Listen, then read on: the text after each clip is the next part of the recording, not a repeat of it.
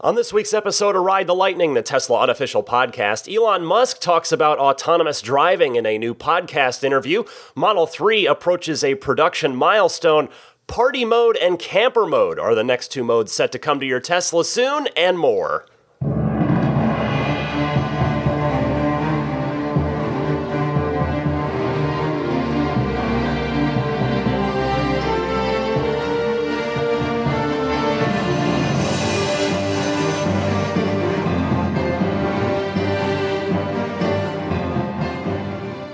What's happening, friends? Alongside a still very much rambunctious Daisy the Boxer Puppy, I am a very much not rambunctious Ryan McCaffrey, host of Ride the Lightning, the Tesla unofficial podcast. This is episode 186 for February 24th, 2019. And as you can probably already tell, I have been under the weather this week. I'm still trying to battle through it. I'm all congested. My voice is not in good shape, as you can hear, but I will do my best. I've got some water with me, and I'm just going to try and power through this podcast, because you know what? The podcast must go on. The show must go on, and I've got what I think is a pretty good show prepared for you as far as the content coming up this week. I will tell you, we finally had a break in the rain here in the Bay Area, so I finally got a chance to wash my car last weekend. My goodness, does it feel good to have a nice, clean car again. So that's been nice. Also nice, Model 3 deliveries are really starting to happen across Europe now, and the first deliveries are happening in China as well. So I'd like to send a very heartfelt congratulations to all of you new owners in Europe and China as well. I'd certainly love to hear your impressions. If you feel like sending in a recording, there I give you the Ride the Lightning hotline info on how to call in later on in the show, although if you're a regular listener, you probably already have it memorized, I would imagine. Well, let me get started right away. I'm not going to waste your time at all. I try never to waste your time, but especially when I sound like this, because you probably want to hear as little of me right now as possible, but plenty of fun Tesla stuff to get to. Thankfully, I've got some Elon Musk clips for you, so you can listen to him, a little more of him and a little less of me. Well, Elon did a podcast interview this past week with the ARK Invest podcast, which was largely centered on autonomous driving. The hosts, Tasha Keeney, an analyst at ARK Invest, and Kathy Wood, the founder, CEO, and CIO at ARK Invest. Kudos to them for getting the interview with Elon. They went over to the Tesla factory here in the Bay Area over in Fremont. So I encourage you to go check out the entire interview, but I've got a few highlights for you just about the most sort of Tesla-specific relevant things. Again, the interview isn't like completely...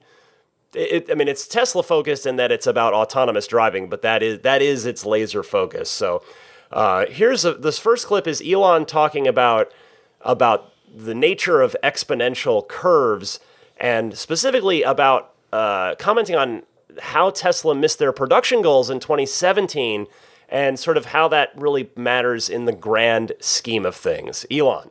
Yeah, I want to emphasize that if I give estimates, there's a lot of guesswork here. Oh. And especially on an exponential curve, a year or two difference is enormous.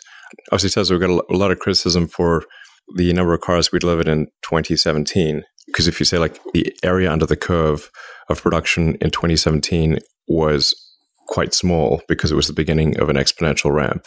But then once that got going, the area under the curve was enormous. And that's why people were so shocked.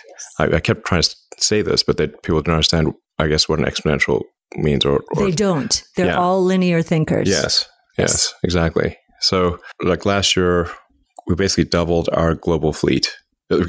Cumulatively, we made and delivered more, about as many cars as we had made in our entire history. I know. Right, exactly. Crazy. Guys know, but I'm just for the audience out there. Most people thought it was impossible. Yes. And if you do a linear extrapolation, it certainly would be. But when making estimates against an exponential, small changes in the calendar breakpoint have enormous percentage differences. The time difference is small, but the percentage difference is enormous. Now, I'm saying things that you guys know, but this is for the broader audience out there. Yes, no, we want this. Yes, we want people to understand this. Right. Like getting to 5,000 cars peak production per week was offset by approximately 6 months from my initial estimate last year. So I thought we'd be there end of 2017. It took us 6 months longer. In the grand scheme of things, 6 months late for a massive new program is not much. But this was characterized in the press in terms of the percentage of units instead of a calendar shift. And so it was perceived as a massive shortfall when in fact it was merely a 6 month delay. And when I give these, say, my guesses for the future, if you move 6 months or 12 months, these numbers it can be 50 to 100% different. So, but if you say like, what's my guess for 2021 is 1.5 million cars for Tesla. Well, I both agree and disagree with Elon on this. I mean, he's right in that in the grand scheme of things, 6 months isn't a big deal. But where I disagree is that within the context of Tesla as a growing and viable business, that 6 months was a very, very big deal. You know, there was a lot riding on that, and it was a very delicate time for the company, both in terms of its short-term and its long-term success. So I half agree with Elon on that one. In this second clip, this is a short clip, but a really interesting comment from Elon on how he views Teslas in the context of autonomous driving. Absolutely. You can sort of think of our cars, maybe long-term, as being effectively carriers for the autonomy software. Yes. So it's like they're a vehicle, literally and figuratively, for autonomy. That's the software that rides on them.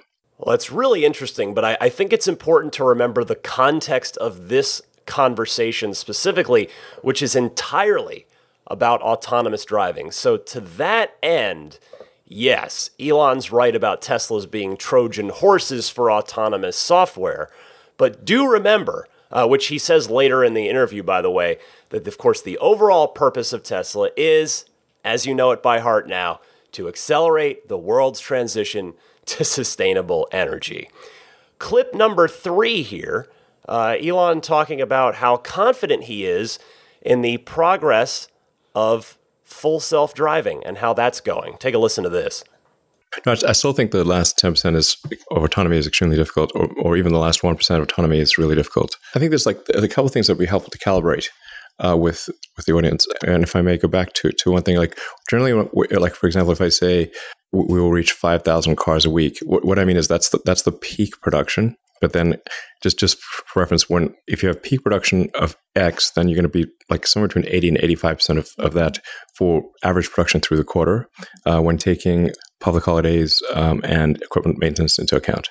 Then also in defining autonomy or full self-driving, I think we will be feature complete full self-driving this year, meaning the car will be able to find you in a parking lot, pick you up, take you all the way to your destination without an intervention this year. I would say that I'm certain of that. That is not a question mark. However, people sometimes will extrapolate that to mean now it works with 100% certainty, requiring no observation perfectly. This is not the case. Once it is feature complete, then you're sort of kind of the march of nines. Like, how many nines of reliability do you want it to be? And then when do regulators agree that it is that reliable? So there's feature complete for full self-driving this year with certainty. This is something that we control, and I manage autopilot engineering directly every week in detail. So I'm certain of this. Then when will regulators allow us even to have these features turned on with human oversight? That's a variable which we have limited control over. Then it's when will regulators agree that these things can be done without human oversight? That is another level beyond that.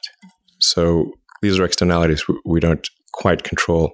And the conservatism of regulators varies a lot from one jurisdiction to another. My guess as to when we would think it's safe for somebody to essentially fall asleep and wake up at the destination, probably towards the end of next year. That's when I would think it's most likely it will be safe enough for that. I don't know when regulators will agree.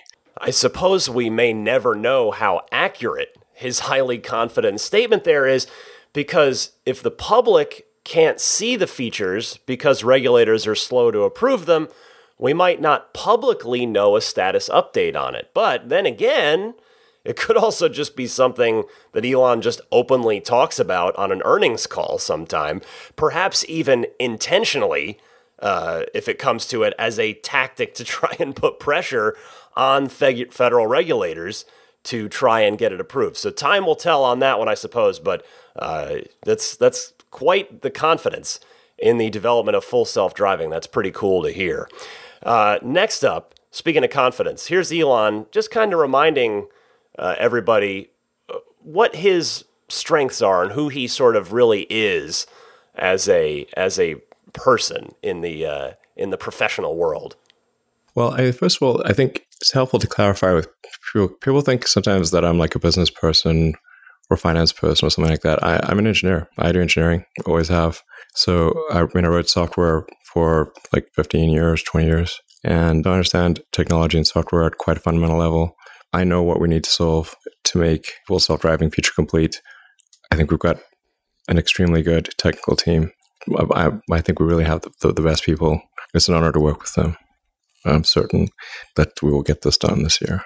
I love his confidence in the team. And if it's fair for me to say so here, the confidence in himself as well. He says, basically, hey, I'm an engineer. I know what this is going to take, and I have the best team with me. That fires me up hearing that. I like hearing that. I can't wait to see what 2019 produces in the way of autopilot advancements.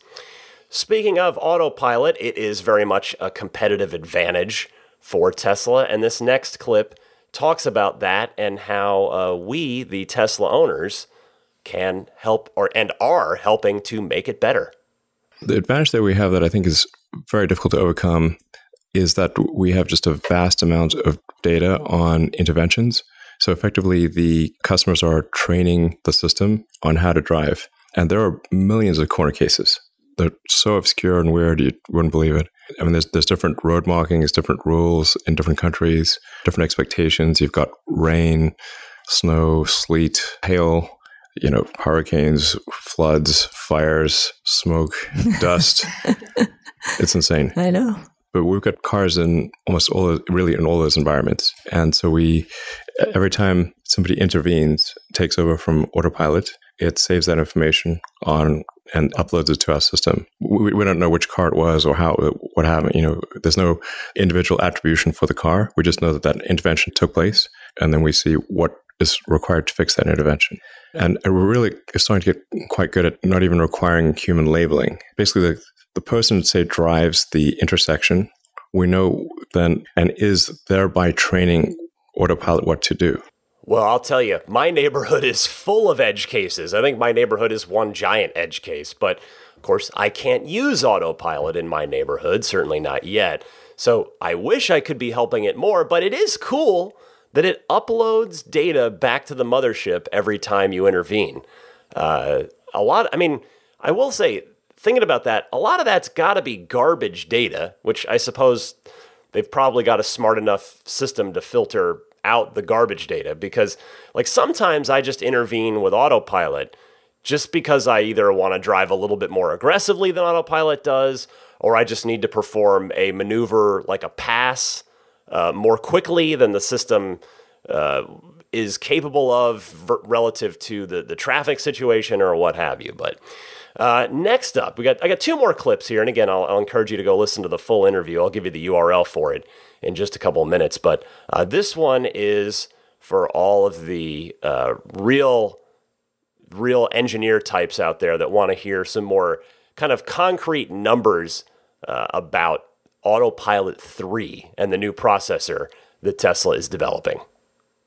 Well, I think it's just really the long tail of weird events, the million weird situations, all sorts of weather conditions, all kinds of road conditions, situations where the road rules aren't even followed. They're not always followed. Say somebody working on the road might make a mistake, and then suddenly you've got a situation where there are no road cones, or there's a big hole in the road, or something really nutty, or a completely strange object that's on the road that's not recognized. So it's really the reason Tesla, I think, is making rapid progress is because we have vastly more data And this is increasing exponentially as our fleet is increasing exponentially, our data is increasing exponentially, then I think we've got, like I said, the best technical team.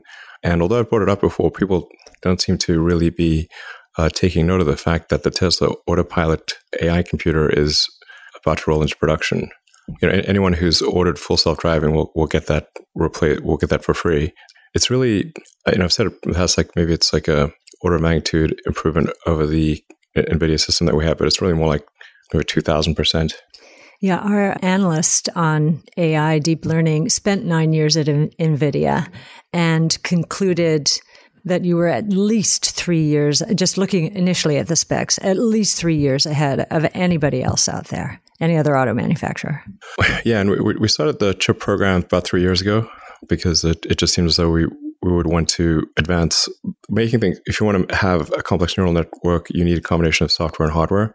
And your software needs to be that much better in order to compensate for hardware if the hardware is weaker. If you look sort of like, say, how video games and how they progress, it's a combination of software and hardware. No amount of clever software could produce a video game on old hardware that you have today. It just doesn't matter, So the same thing with neural nets.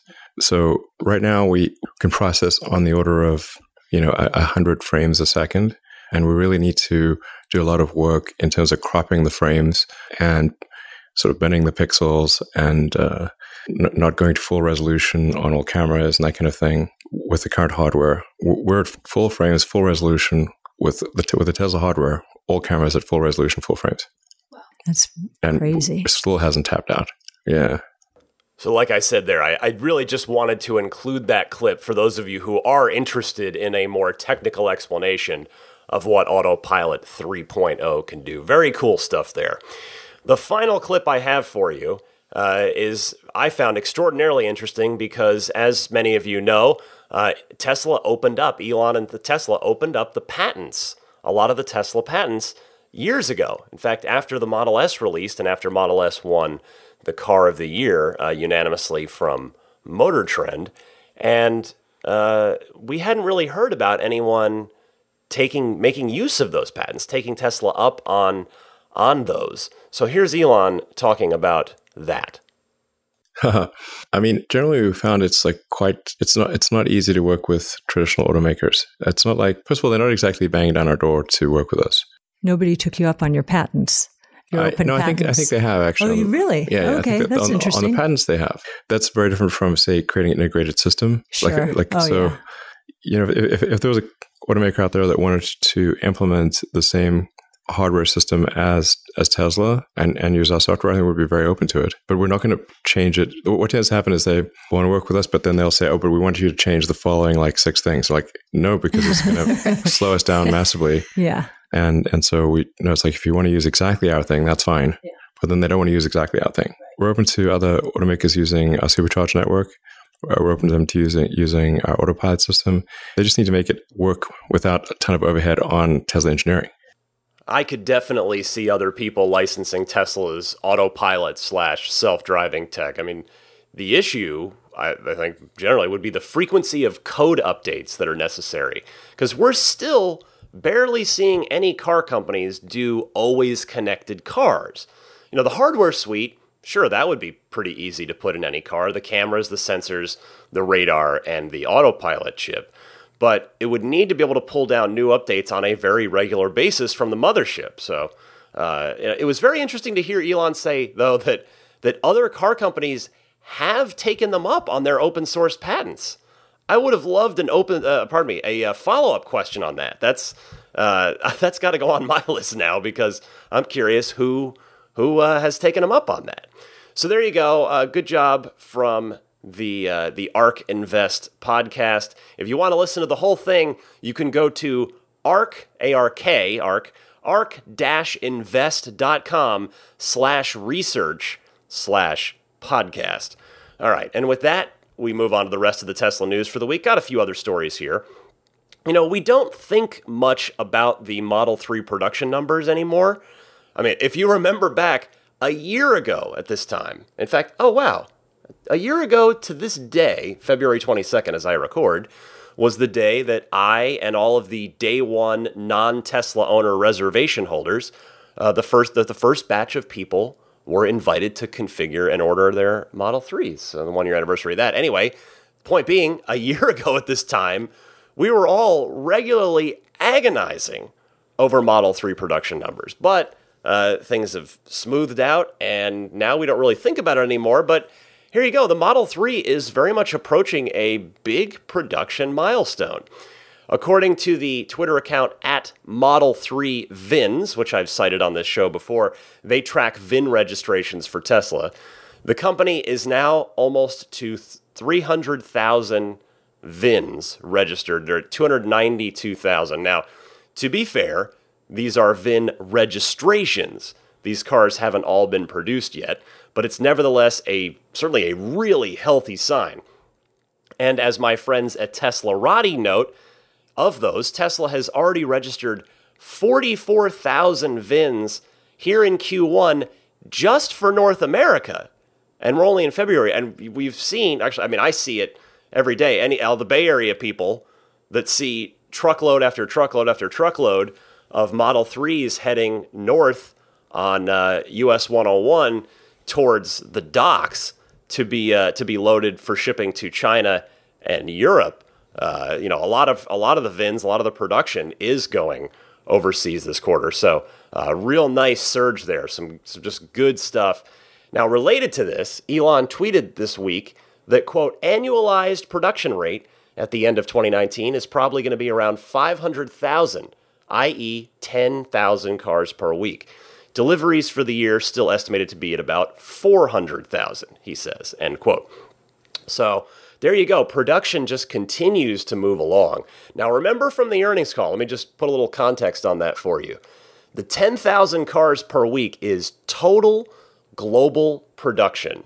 That's 7,000 cars a week in Fremont, meaning 5,000 Model 3s a week, 2,000 S's and X's, roughly about 1,000 each.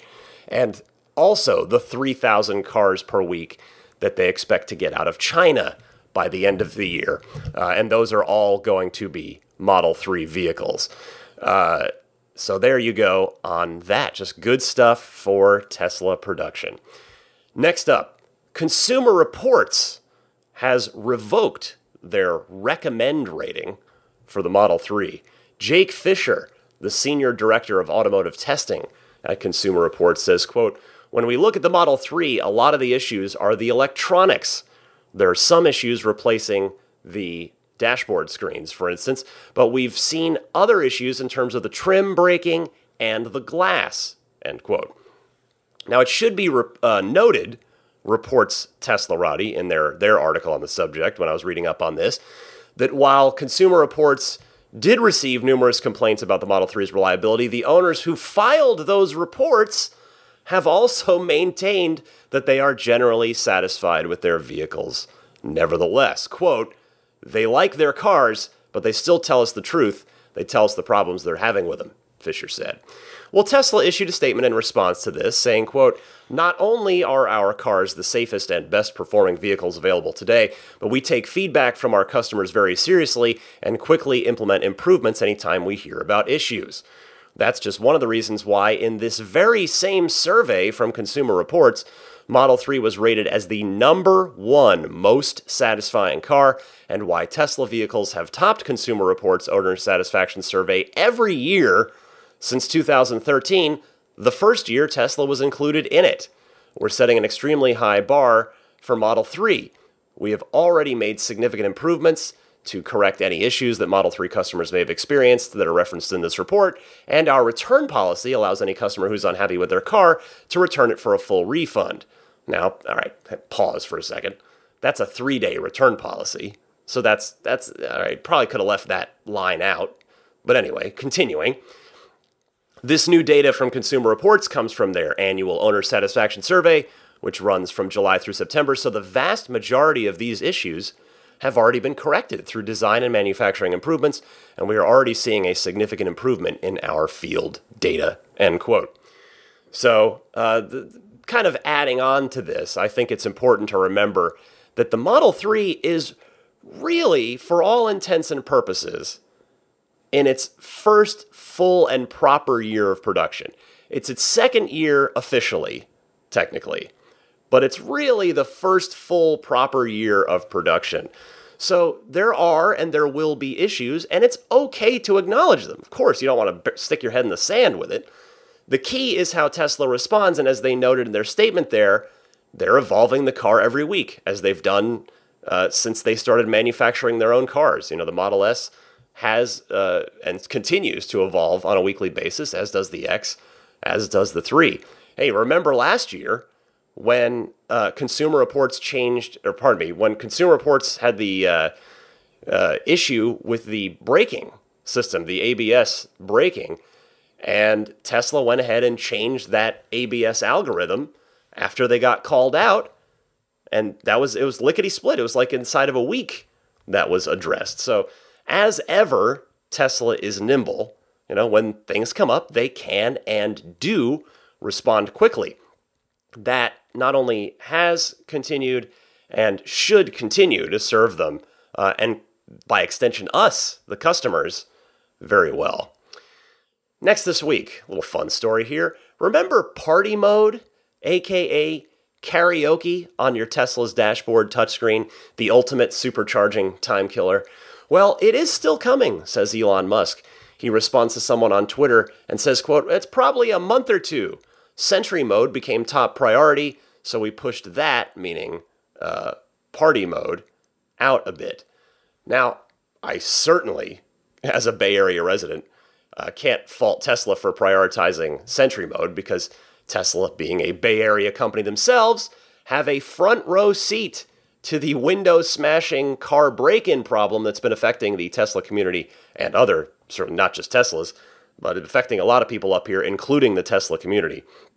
Now, I wonder if the party mode with the karaoke is going to do anything past just putting the lyrics on the screen, hopefully with a little bouncy ball to guide you as you're trying to sing along. You know, I'm talking about, I work in the video gaming space, so I'm thinking about something like a scoring system, almost like a rock band kind of thing. Theoretically, it could happen because every Tesla does have a microphone built into it in the cabin. I suspect it probably won't go that far, at least at first, but we'll see. As for camper mode, which was also asked of Elon in the original tweet that he was responding to there, hopefully that one makes it out in time for the summer, because that's when people are going to start taking their Teslas on camping road trips and might really be able to take advantage of the camper mode. Couple more stories this week. First up, if you are worried about the Bach music that blasts when Sentry mode's alarm goes off, if you're worried about that music actually harming your Tesla speakers, don't be. Credit here goes to the Tesla Motors Reddit user Tesrella, who posted an email exchange with a Tesla engineering manager, and that manager said, quote, "I would not worry about damage to the speakers.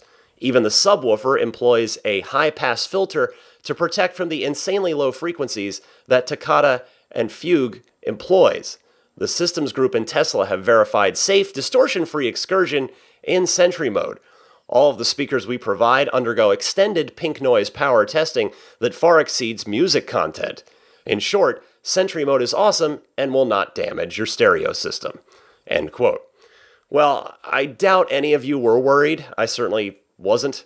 But in case you were, there you go. You get a detailed explanation from an engineering manager about how much thought went into it all around. You know, not just about the end result of trying to deter would-be ne'er-do-wells, but about the thought that went into caring for your car in the process as well. I can't wait to get the update. I don't have it yet, and I haven't really seen a lot of widespread reports. Again, this is as of Friday that I'm recording this. By the time you hear it over the weekend or early next week, that may have really changed. But as of recording this on late Friday night, I don't have it, and it doesn't seem like it's really super widespread out there just yet. My friend Michael from Millbrae had it. I got to check it out last weekend.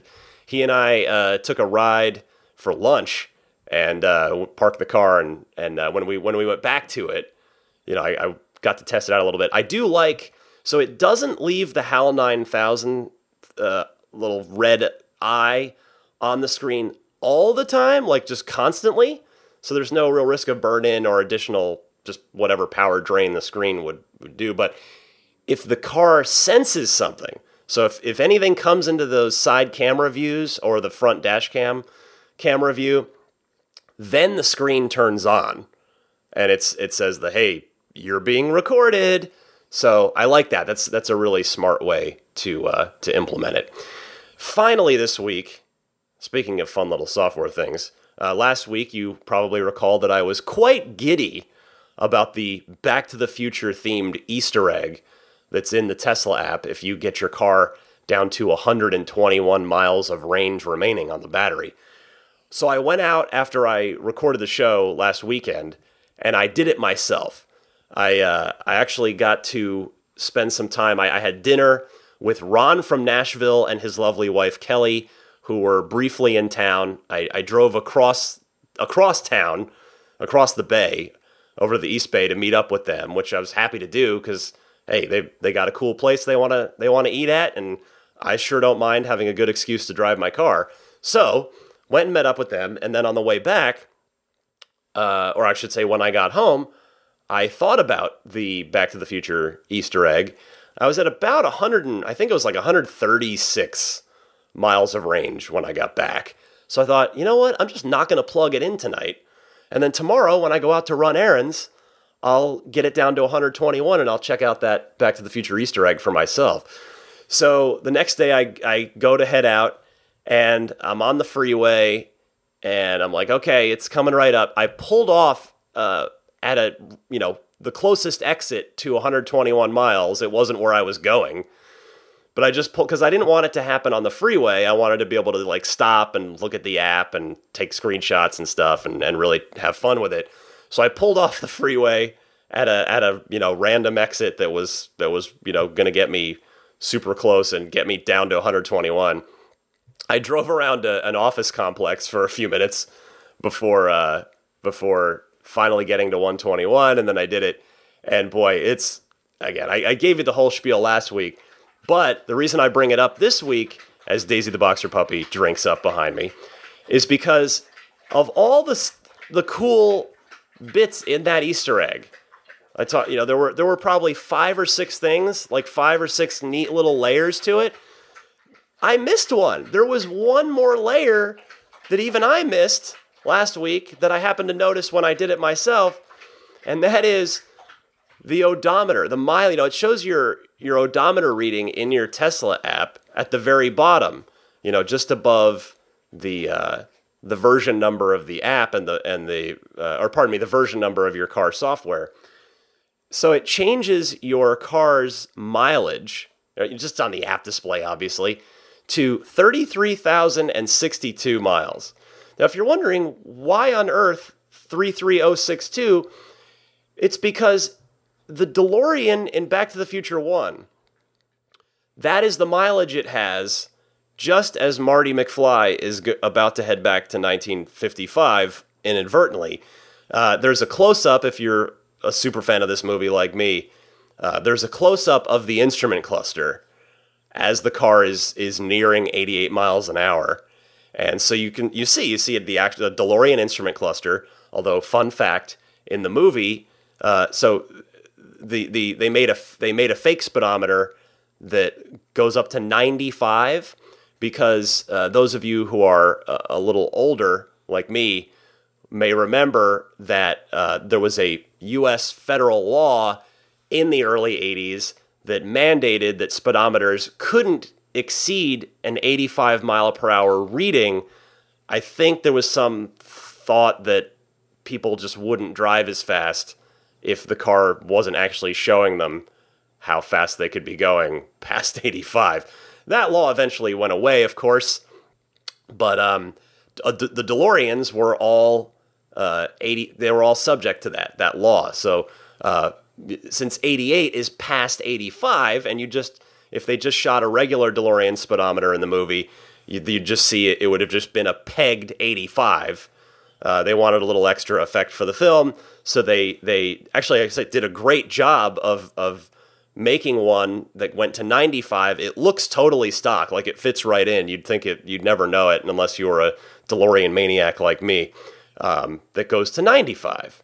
Anyway, the mileage there, when that close-up happens, that close-up shot in the movie, is 33,062 miles, which Tesla's app team went so far as to include in this Easter egg, which, again, I love it. That is just that is the pure definition of fun, and it just could not be more laser targeted at me. Anyway, that's it for the Tesla news this week. I need to let you guys talk for a little bit, so I've got, as usual, some excellent Ride the Lightning hotline calls queued up from all of you, which I will get to right after this. I need a drink of water.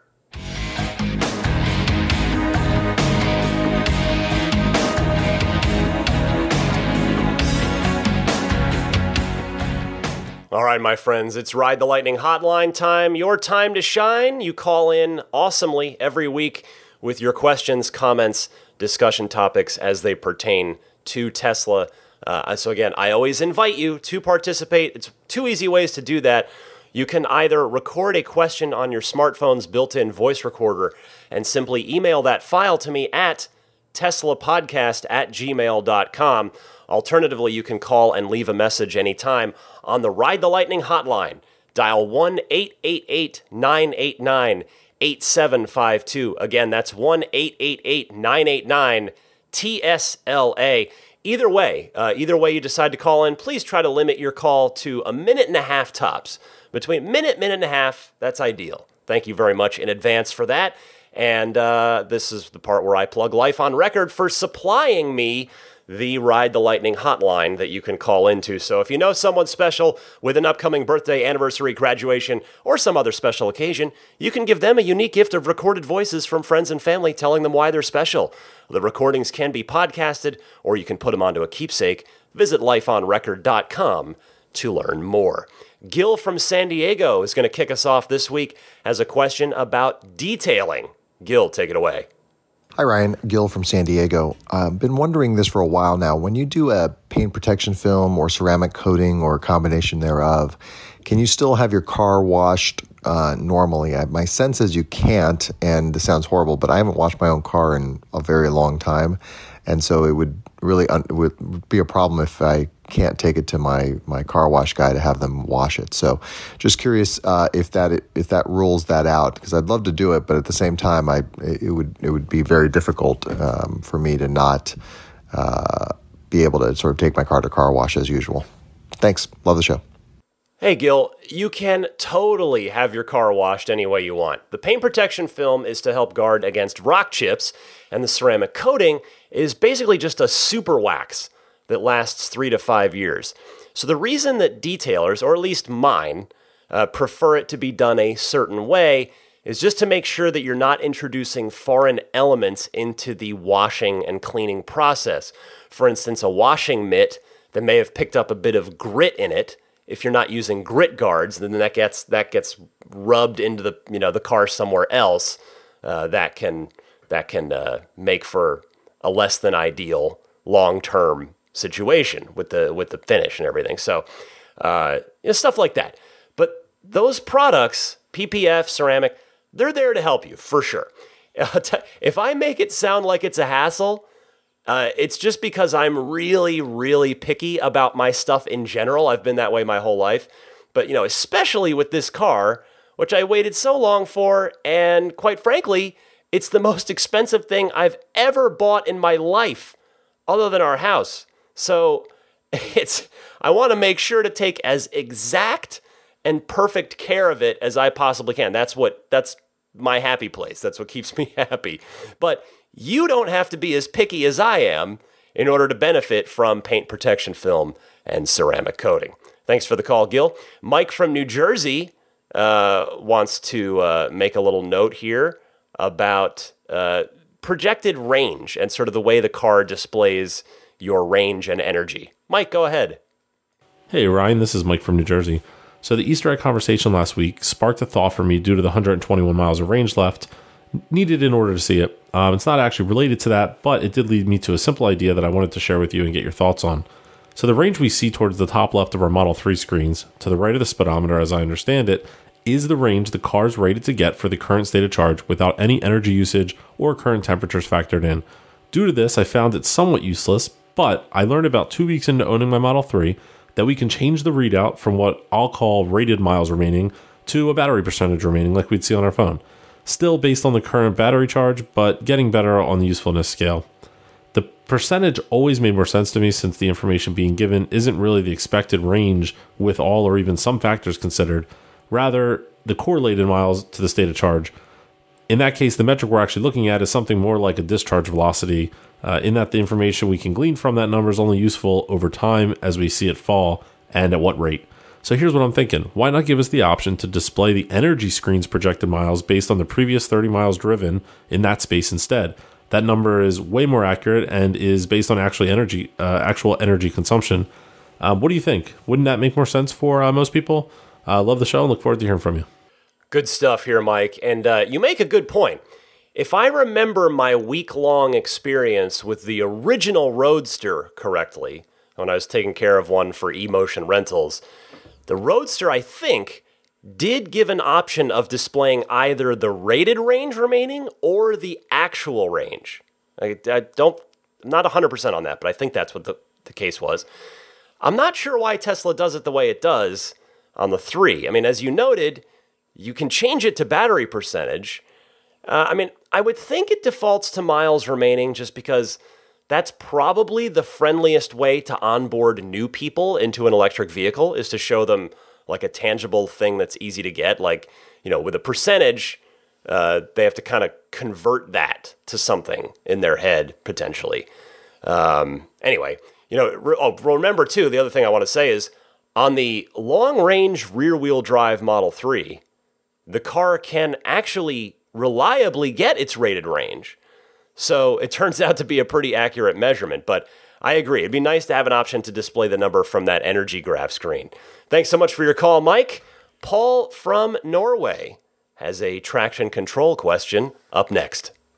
Hi, Ryan. This is Paul calling from Norway, the Tesla capital of Europe.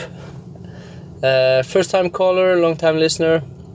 In episode 185, there was this lady who was thrilled about the performance of her Model 3 in winter conditions. I have a Model X, and I'm also quite happy with my car, mostly. However, going downhill and the car is regenerating and it's slippery, I have the impression that the traction control might be disabled. It's like the car doesn't detect that it's lost traction. Just wondering if you had any thoughts about this, or you know anything, or any other listeners know anything about this. And keep up the good work. Cheers. Welcome to the podcast, Paul. Now, as you know, I don't have snowy conditions here in San Francisco, but I was able to find some information on this that is hopefully helpful to you.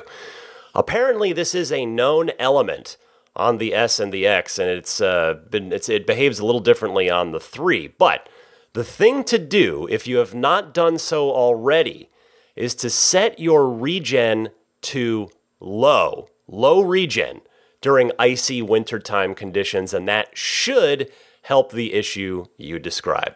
All the best, Paul. Thanks again.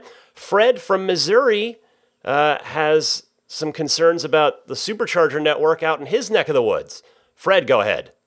Hi, Ryan. This is Fred from Warrensburg, Missouri, owner of a 2015 Model S with 85 kilowatt battery. We're very, very happy with our decision to get the 85 kilowatt battery here in the Midwest. My question concerns the expansion of the supercharger network in the Midwest. We've noticed there has been no progress with superchargers, especially between Little Rock, Arkansas, and Oklahoma City, Oklahoma, on Interstate 40. I noticed in a recent video when Elon announced the supercharger network, that was late 2012, that there was at least a plan to have a supercharger near Fort Smith, Arkansas, yet it's 2019, and there has been no progress between Little Rock and Oklahoma City. Is there anything we can do to support Tesla's effort to establish superchargers in places like Fort Smith on Interstate 40? Love the show, and give Daisy a rub for us. Thanks. Thank you for calling in, Fred. Unfortunately, this is hardly the only location that was marked as coming soon in 2018 that still hasn't opened up. I'm not sure if the recent belt tightening by Tesla has anything to do with the slower than desired progress, or maybe if they're holding back because of the V3 supercharger rollout, or maybe even both. One thing, though, this was pointed out to me. I'd heard of this website before, but it had apparently run into some technical problems, but it's back. So anyway, supercharge.info, supercharge.info is this awesome website that actually tracks the construction and opening of new superchargers all around the world. It tracks all the permits and keeps tabs on everything. So check out supercharge.info. Also, as our next caller happens to note, though, it's not totally bleak in the Midwest when it comes to superchargers. Jeremy, you're on the air. Hey, Ryan. Jeremy over here from Columbus. I just had a supercharger update.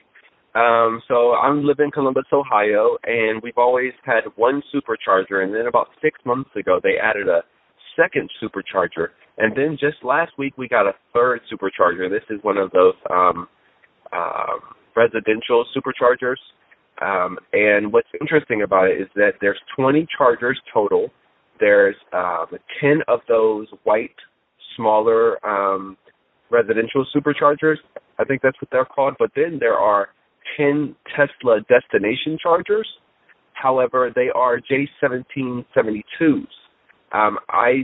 Maybe this is the first time you've heard of it. It's certainly the first time I've heard of Tesla actually having public chargers with the J1772 outlet on it. I thought that was pretty interesting. I don't know if this is something that they're going to start rolling out universally. That way some of their chargers are compatible with non-Tesla EVs like Volts and whatnot. However, I find that to be pretty darn interesting. All right. Thanks for all your time, man. Bye. Thank you so much for your call, Jeremy. That is definitely very interesting. I wonder if this is an experiment or the beginning of a new plan for charging stations. I'd love to see a picture of that particular Tesla-branded J1772 charger if you happen to go back there anytime soon. Thank you again for the information, Jeremy. Mike from Boston is up next, responding to callers last week about driving a Tesla through that polar vortex, just that crazy winter weather. Mike, you're on the air. Hey, Ryan, it's Mike from Boston. How are you? How's Daisy doing? I hope everybody's good. I am good. I wanted to comment after the polar vortex comment from your last episode. Since I live in Boston and we've been getting some snow, how well that autopilot works in the snow. I mean, as long as you can, see the lines, which, usually they plow well enough or get salt down well enough to get some lines on there, autopilot works really well. And if the lines are covered up, the car warns you and says, hey, auto steer is not available. But still, the cruise control works really well as well. And I found it very helpful driving in the snow. It just is one less thing that you need to pay, extra attention to, so you can watch out for all the people in the four-wheel drive Jeeps that are trying to go 100 miles an hour on the highway. So I just thought I would mention that just in case anyone has a question about autopilot and snowy conditions. Take care, my friend. You are awesome. Your podcast is a godsend. I recommend it to everyone who even thinks about having a Tesla. Take care. Bye. I'm really glad to hear that, Mike, and thank you so much for those kind words as well. I'm with you on being a little amazed and a lot comforted by how well autopilot works in inclement weather. As you heard me talk about over the last couple months, autopilot's doing surprisingly well for me. I guess I'm surprised at how well it's been doing in a straight up downpour. I've had a couple of those. I mean, your snow and my rain, the fact of the matter is that can be very stressful to drive in, and autopilot just really helps take some of that stress away. I genuinely, this may come off as a fanboy comment, and I guess I'm an admitted Tesla fanboy, but I feel like I've already gotten my $5,000 worth with enhanced autopilot, and I've only had the car for 6+ months.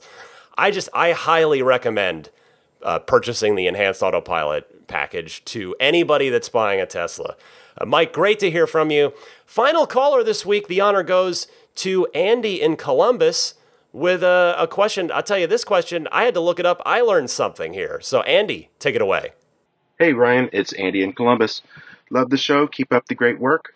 Hey, I wanted to give a big thumbs up to, I believe it was Bill from Pittsburgh that called in last week with the idea of changing the wiper speed with the scroll button on the steering wheel. That's a fantastic idea. Can't wait to see that go live someday. I had a question I had never really thought about until I saw a car on the side of the road today getting jumped. Is there any way for a Tesla to jump an ICE car's battery if needed? It would seem fitting that you're driving around a giant battery that you could help out someone in need, but I had never thought about that, and I don't remember seeing anything like that. Just be curious to know what you know of. Thanks a lot, Ryan. Keep up the great work. Well, the 12-volt battery is not easily accessible on a Tesla, so even if you hypothetically could, in practice it's not super convenient. Now, that said, it is apparently possible. I found this is from an article on Inside EVs. Quote, from a technical perspective, jump-starting an ICE car could be harmful to the EV, especially in the winter when there is a need for high amps for cranking. That puts stress on the 12-volt battery in the EV and the DC-DC converter, which is a bigger problem.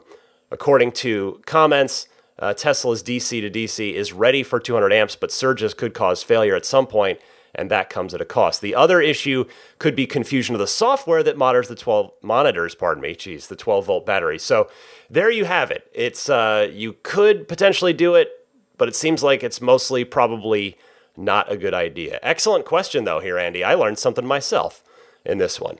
Again, I encourage you to call in anytime with your Tesla question, comment, discussion topic, whether it's you send it in via your voice memo recording software on your phone, or you dial into the Ride the Lightning hotline. I would absolutely love to hear from you. Be right back with an update on what I've been up to in my car. I'll got the pro tip of the week, and then I'll wrap things up for you right after this.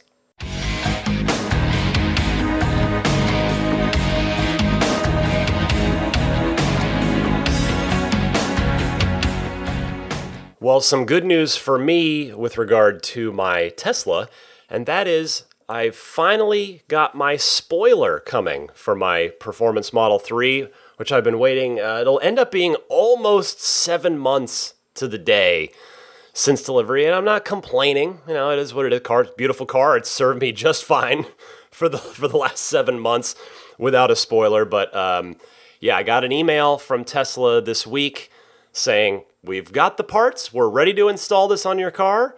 Please fill out this Google form and let us know when you'd like us to come put it on. So I took the soonest available, and that is happening on Monday. So very excited about that. And then, yeah, they should hopefully be doing my badge as well. The email was specifically about spoilers, but I know they have the badges too. So hopefully I'll get that thrown on there as well. And then my car will go from 99% done to 100% done. Speaking of accessories for the P3D, though, I did want to pass along something for everybody, and that is if you have a Performance Model 3 with the 20-inch wheels, Tesla is now finally offering snow chains for the 20-inch performance wheels. It's $290 for a set.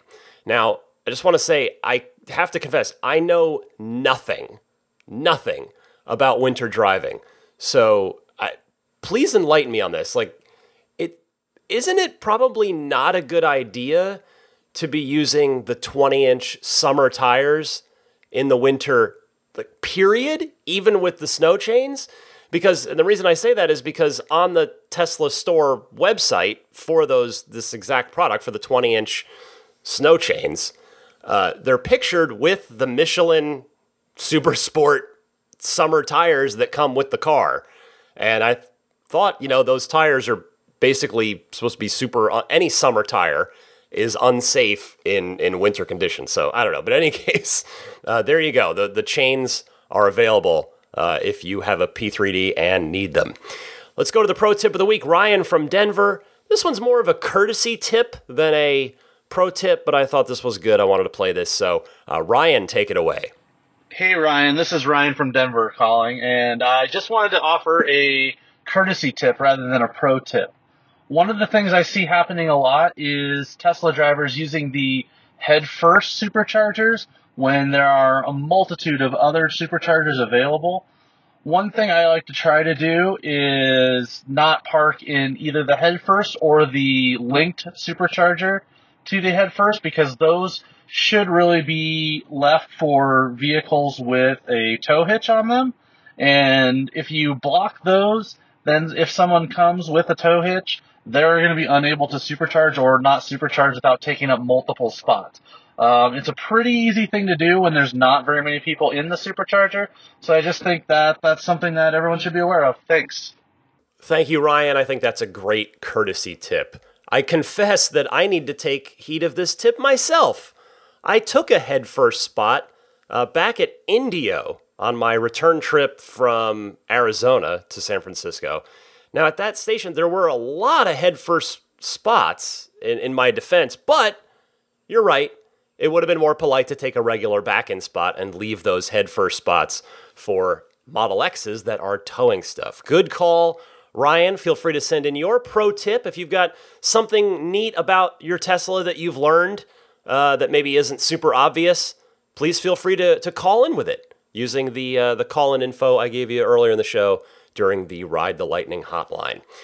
All right, that will bring us to about the end of the show here. I want to mention the Patreon. That is the foremost way you can support the show if you so choose. It's purely voluntary. If you see fit to do that, you can find more information at patreon.com/Tesla Podcast. Patreon is spelled Patreon. That is always appreciated for anybody that checks it out and maybe considers supporting me there. Meanwhile, AbstractOcean.com, they've got their tempered glass screen protectors. They've got their center console wraps. They've got their TESLA lettering on the back for you to replace the T logo on the back of your Model 3. I've seen a few of those out and about, and yeah, when they're installed properly, I think they look super nice. They look factory and they look good. So they've got all kinds of those Tesla accessories, the puddle lights. Those are a big one too. Check all that stuff out. Pile it all into your cart at once because they've extended a very kind discount to listeners of the show. 15% off of your first order if you use the coupon code RTL Podcast at checkout. RTL Podcast, all one word, for the 15% off your first order. Immaculate Reflections. I guess hopefully I'll be seeing Jeff one more time in order to, once I get my spoiler and badge, he can finally do the ceramic coating on the trunk panels. Since I've got to get those sticky things on first, the spoiler and the badge, and then he's going to finish that final ceramic coat on that piece. The rest of the car is all ceramic coated. But anyway, if you're interested in ceramic coating or paint protection film or paint correction or whatever detailing project that you may want a professional's assistance with, you can consult Immaculate Reflections. Look them up on their website, irdetailing.com. A reminder, you can always follow me on Twitter if you want. I'm at DMC_Ryan. Same thing on Instagram as well. If you're buying a Jada wireless charging pad for your Model 3, again, I told you about my experience with the new one. It seems to be launch-proof. I've been very happy with it so far. It definitely supersedes the original in every way. Like I said, if you have the original, I can't say I would recommend spending another $100 to get this one, because the original does do the job. That just doesn't hold the phone super great if you launch it hard, at least in the performance car. But anyway, if you don't already have one, I do think that the new charging pad, the V2, is a really, really well done product. So it's $100. I don't have a discount for that, but the Jada folks kind enough to offer a referral link here. So if you like me and you want to buy one of these things, the transparency here is they'll throw me a couple bucks if you order it through this link, which is getjada.com/ref/8. And Jada is spelled Jeda. I want to mention the Patreon producers before I hit the road. They are the fantastic folks who support me at one of the higher levels. The producer level really helps make this show happen because of, again, the time, the energy that goes into this. It is not insignificant. So I want to thank all the Patreon producers: Paul Hussey, DJ Harbaugh, Pete White, Wolfgang Obergen, George Cassiopo, David Brander, Jonathan Wales, Alexi Heft, Logan Willis, Matthew Para, Michael Lester, Robert Miracle, Jason Chalukas, Emotion Rentals, Tim Hyde, Marcus Mayenshine, Lee Sweet, Lars Hoffman, Peter Chalet, Rome Strack, David Vakil, Ulrich Lassa, Luke A., Eric Randolph, David Nondahl, Gabriel Salays, Jerry and Mary Smith, Brian Hope, Rick Cinta, Bill Royko, Lyle Austin, Joel Sapp, Dorian Steve Guberman, Luxendary.com, Michael Waddle, Daniel Grummer, Blake Wiley, Tyler Van Gorder, Josh, Jeremy, another Jeremy Harris, and Tesla Owners Taiwan. Thank you all so much for your continued support of the podcast, which you can subscribe to if you're not doing already. Again, that's just the totally free way of getting the podcast delivered to you anytime a new episode comes out, rather than you having to go seek it out. So subscribe on iTunes, Google Podcasts, Stitcher, Spotify, YouTube, TuneIn, which is how you get it in your Tesla, or you can pick up the RSS feed or find all the episodes as well on the hosting page, which is a very plain Jane website, but it's teslapodcast.libsyn, LIBSYN.com. Thanks, everybody. I want to just give you one more super sincere apology for how bad my voice sounds. This is not a great listening experience, I'm sure, but you know, I gotta be here. I can't. I'm not gonna not do the podcast. Hopefully, you're not out there thinking, God, I wish you hadn't. I just wish you hadn't done the podcast at all. Hopefully, it doesn't sound that bad, but definitely not my best week. This is not an episode that I'll put in the top of my pile when I think back to what were some of the best episodes. Yeah, the one where I sound like a frog with rocks in his throat will not be the one. But anyway, thanks for bearing with me. I sincerely appreciate it, as I do your time. Thank you so much for giving me an hour plus of your time each and every week to help catch you up on what's happening in the world of Tesla. I have a great time doing this, and I value your time and your attention. So thank you all. Happy electric motoring, and I'll see you next week.